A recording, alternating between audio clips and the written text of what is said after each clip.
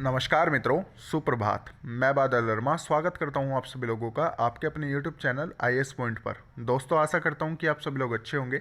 तो जैसे कि आप लोगों को पता ही होगा कि हम लोग अपने विश्व इतिहास के बारे में कक्षा 10 की NCERT का अध्याय 1 डिस्कस कर रहे हैं, जिसका नाम है यूरोप में राष्ट्रवाद का उदय।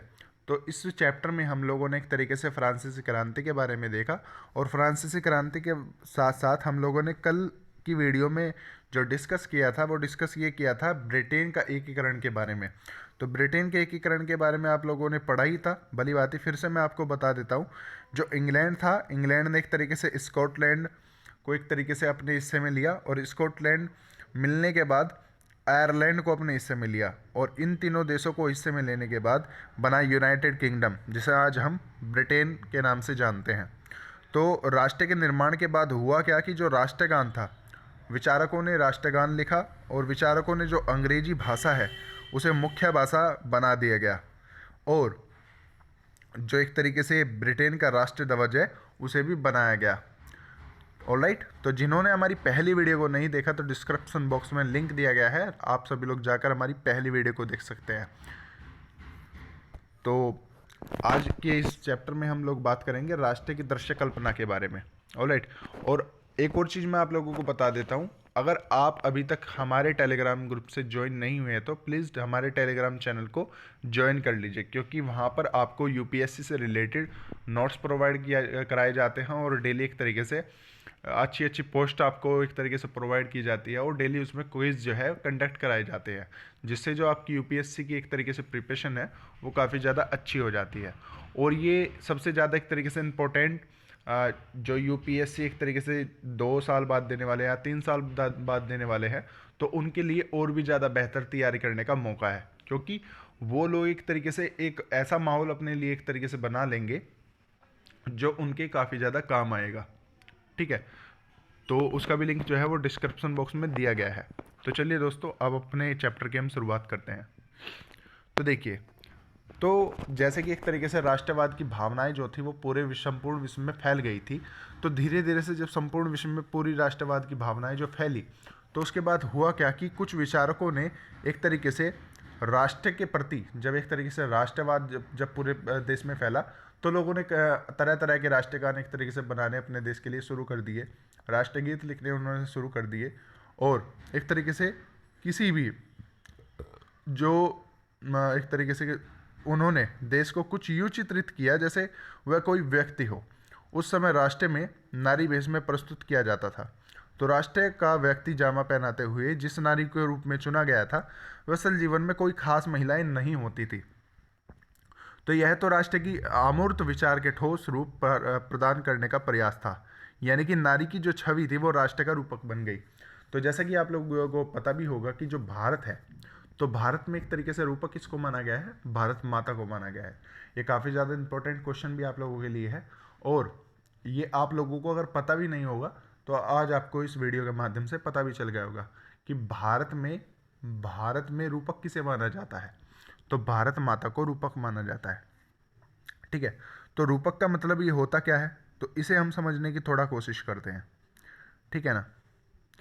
तो देखिए, तो रूपक का मतलब होता है जब किसी अमूर्त विचार जैसे लालच, स्वतंत्रता, ईर्ष्या, मुक्ति को किसी व्यक्ति या किसी चीज के जरिए इंगित किया जाता है, तो उसे शुरू कहते हैं, यानी कि उसे ही क्या कहते हैं? रूपक कहते हैं। ठीक है, तो आप लोगों को याद होगा जब फ्रांसीसी क्रांति के दौरान कलाकारों ने स्वतंत्रता, न्याय और गणतंत्र जैसे विचारों को व्यक्त करने के लिए नारी रूपक का प्रयोग किया, तो उन्होंने आदर्शों के विशेष वस्तुओं का प्रतीक से व्यक्त किया था।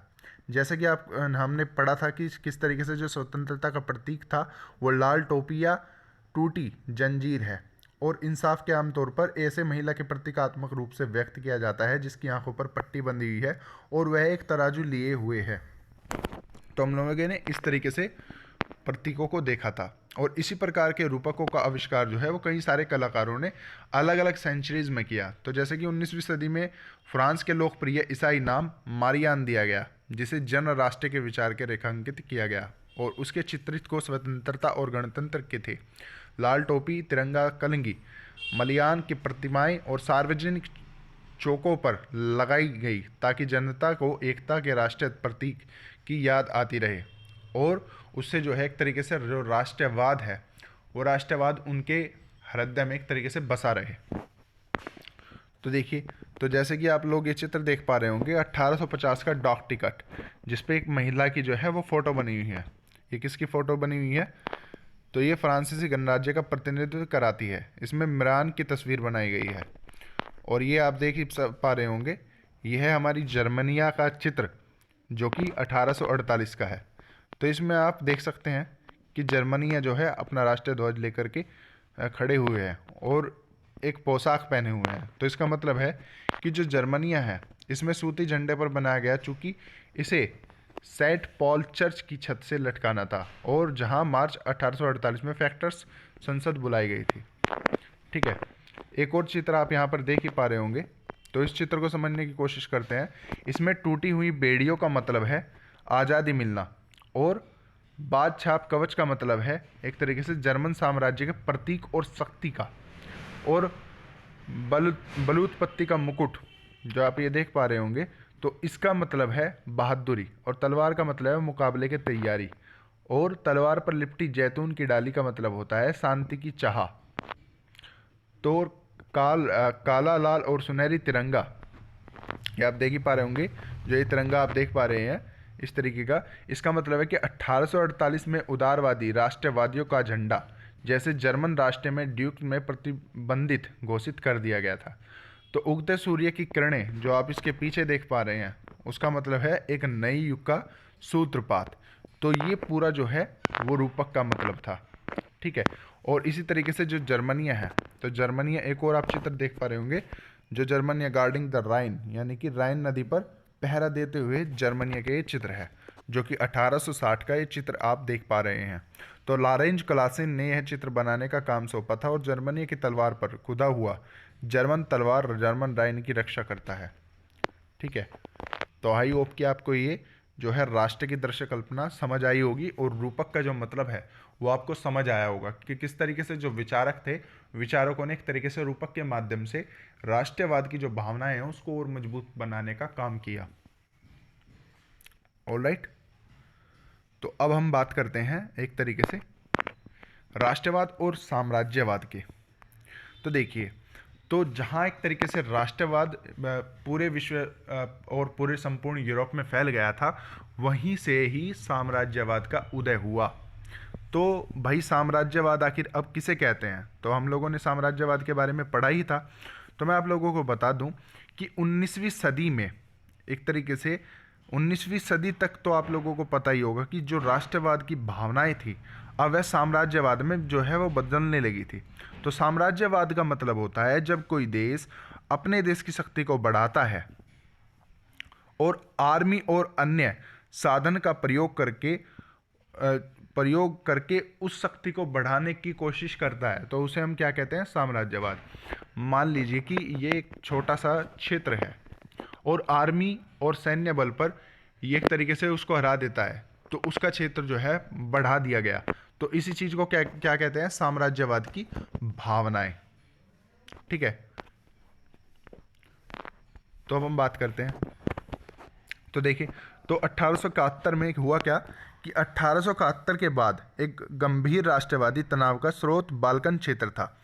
तो बाल्कन क्षेत्र, इस क्षेत्र में भौगोलिक और जातीय भिन्नता थी, और इसमें आधुनिक रोमेनिया, बुल्गारिया, अल्बेरिया, यूनान, Macedonia, Croatia, Bosnia, Herzegovina, Slovenia, Serbia, Montenegro शामिल थे, और क्षेत्र के निवासियों को आमतौर पर स्लाव पुकारा जाता था। और बाल्कन क्षेत्र का एक जो बड़ा हिस्सा था वो ऑटोमन साम्राज्य के नियंत्रण में था, और बाल्कन क्षेत्र में रोमानी राष्ट्रवाद के विचारों को फैलने के लिए ऑटोमन साम्राज्य के विघटित में स्थापित कर दिया गया और विस्फोटक हो गई। तो 19वीं सदी में ऑटोमन जो साम्राज्य था उसका जो है आधुनिकरण और आंतरिक सुधारों के जरिए मजबूत बनाना चाहता था, किंतु उससे कई बहुत सारे कम सफलता मिली, और एक के बाद एक अधिक अधीन यूरोपीय राष्ट्रीयता उसके चंगुल से निकलकर स्वतंत्रता की घोषणा करने लगे, और बाल्कन लोगों ने आज़ादी या राजनीतिक अधिकारों के अपने दावों को राष्ट्रीयता के आधार पर इन्होंने इतिहास का इस्तेमाल कर यह साबित किया कि जो स्वतंत्रता है और विदेशी शक्तियों के अधीन कर लिया जाता है, तो बाल्कन क्षेत्र के विद्रोही राष्ट्रीय समूह में संघर्षों को लंबे समय के साथ जो है वो खोई आज़ादी को वापस पाने के प्रयासों में रूप में देखा जाने लगा। तो इस क्षेत्र के जो भौगोलिक जाति की थी वो भिन्नताएं थी इतनी सारी, ठीक है।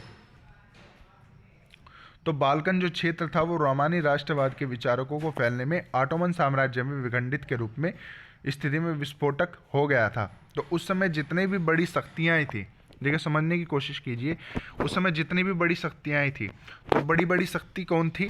तो उस समय थी जर्मन, ब्रिटेन, रूस, और अपनी शक्तियों को बढ़ाना चाहते थे। ये 3 देश ऐसे थे जो अपनी शक्तियों को बढ़ाना चाहते थे, यानी कि साम्राज्यवाद करना चाहते थे, ठीक है। तो बाल्कन क्षेत्र को अपने अपने में शामिल करना चाहते थे। तो इसके लिए अनेक युद्ध हुए जिनके नतीजे कुछ भी नहीं निकला, और प्रथम विश्व युद्ध हुआ, और जिससे राष्ट्रवाद की भावना जो है वो संपूर्ण विश्व में फैल गई, ठीक है। तो इससे आप लोगों को पता ही होगा कि जब एक तरीके से बाल्कन को लेकर के ये संपूर्ण विश्व युद्ध छिड़ा, तो इस विश्व युद्ध के परिणाम स्वरूप जो है भारत जो है एक तरीके से अंग्रेजों के चंगुल से आज़ाद हो गया था, ठीक है। क्योंकि संपूर्ण विश्व युद्ध में इस विश्व युद्ध के कारण जो संपूर्ण विश्व था उसमें राष्ट्रवाद की क्या फैल गई थी? वो भावनाएं फैल गई थी। और इस भावनाओं से फैलने के बाद जो भारत में एक तरीके से पहले जो थे हम गुलाम थे, यानी कि अंग्रेज़ों के हम गुलाम थे उस समय, तो अंग्रेज़ों की हमें गुलामी से जो है वो आज़ादी मिल गई थी, ठीक है। तो अगर ये भी क्वेश्चन पूछा जा सकता है कि जो प्रथम विश्व युद्ध है, तो प्रथम विश्व युद्ध जो है वो भारत के लिए कैसा था, या जो राष्ट्रवाद की भावनाएं हैं वो भारत के लिए किस तरीके से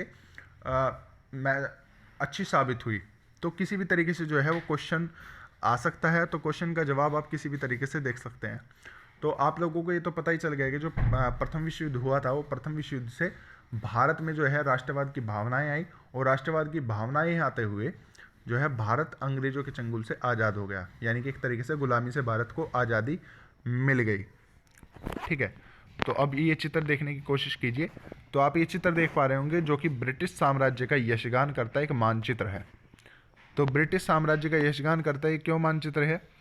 इसमें आप देख पा रहे होंगे जो ब्रिटेन है, इस क्षेत्र पर ब्रिटेन ने सबसे ज़्यादा एक तरीके से कब्जा किया। तो हम लोगों को पता ही होगा, और आप लोगों को भी मैंने बताया था, जो ब्रिटेन है, ब्रिटेन एक ऐसा देश है जिसने संपूर्ण विश्व में एक तरीके से साम्राज्यवाद की जो भावनाएं थी वो फैलाई थी, यानी कि एक तरीके से हर एक क्षेत्र पर इन्होंने अपना कब्जा किया था। यानी कि जो ब्रिटेन का था, तो ब्रिटेन का सूरज कभी भी नहीं छिपता था, क्योंकि एक तरीके से मानकर चलिए इंडिया में जैसे हम ब्रिटेन के गुलाम रहे, और ब्रिटेन जो था एक तरीके से और भी कहीं था, तो इस तरीके से जो ब्रिटेन था, ब्रिटेन सबसे शक्तिशाली एक समय में देश रहा था, ठीक है। तो इसमें भी बात हम देख लेते हैं, इसमें क्या दर्शाने की कोशिश की गई है।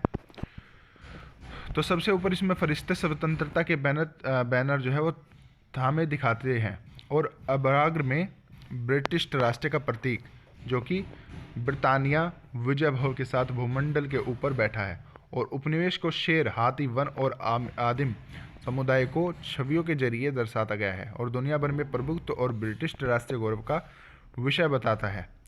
तो संपूर्ण विश्व में एक तरीके से आप लोगों को इससे पता ही चल गया होगा कि जो ब्रिटेन था वो सबसे शक्तिशाली एक समय में देश था, ठीक है। परंतु जब प्रथम विश्व युद्ध हुआ, तो प्रथम विश्व युद्ध के बाद एक तरीके से संपूर्ण विश्व में फिर से राष्ट्रवाद की भावनाएं फैली, और राष्ट्रवाद की भावनाएं फैलने से फिर से जो देश थे वो सबकी गुलामियों से जो है वो आज़ाद हो गए थे। कहीं ना कहीं एक तरीके से खेल की भी इसमें महत्वपूर्ण भूमिकाएं रही। जैसे हम लोगों ने क्रिकेट के बारे में देखा था, तो क्रिकेट के इतिहास के बारे में देखा था, तो क्रिकेट का भी एक तरीके से काफ़ी बड़ा एक योगदान आज़ादी में रहा था, ठीक है। तो आई होप कि आपको ये चैप्टर अच्छा लगा होगा, और अगर आपको ये चैप्टर अच्छा लगा है तो प्लीज़ वीडियो को लाइक, शेयर, कमेंट करना न भूलें। और ये जो क्वेश्चन दिए गए हैं, ये इन क्वेश्चंस को भी सोल्व करना आपको चाहिए। मैं आपको यही सजेशन दूंगा कि जो ये क्वेश्चन दिए होते हैं ये आपके IQ लेवल को एक तरीके से और भी ज़्यादा मजबूत करते हैं, ठीक है। मानकर चलिए जैसे आपने पूरा चैप्टर जो है वो कंप्लीट कर लिया, और कंप्लीट करने के बाद जैसे जोसेफ मैथियनी के बारे में आप लोगों को लिखना है, तो आप किस तरीके से अच्छे तरीके से लिख सकते हैं या इसी तरीके से यूनानी स्वतंत्रता युद्ध के बारे में लिखना है, या राष्ट्रवादी संघर्षों में महिलाओं की भूमिका क्या थी, इस तरीके से आप लिख सकते हैं। तो आपका जो एक तरीके से बेस है, जो स्ट्रक्चर है, वो आपका बहुत ज़्यादा मजबूत हो जाएगा। ठीक है, आई होप कि आपको आज का जो लेक्चर है अच्छा लगा होगा। इसी के साथ हैव ए गुड डे, जय हिंद। और कल मिलते हैं इंडो चाइना में राष्ट्रवादी आंदोलन के बारे में, जो कि हमारी कक्षा 10 की एनसीईआरटी का अध्याय 2 है। ऑलराइट, तो टेक केयर, बाय बाय।